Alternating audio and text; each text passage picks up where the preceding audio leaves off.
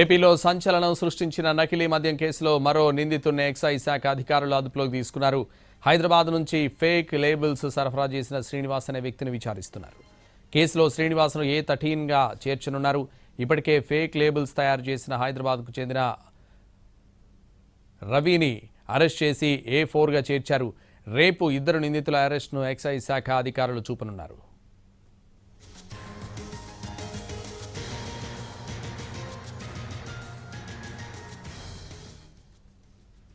ఏపీలో సంచలనం సృష్టించిన నకిలీ మద్యం కేసులో మరో నిందితుడిని ఎక్సైజ్ శాఖ అధికారులు అదుపులోకి తీసుకున్నారు.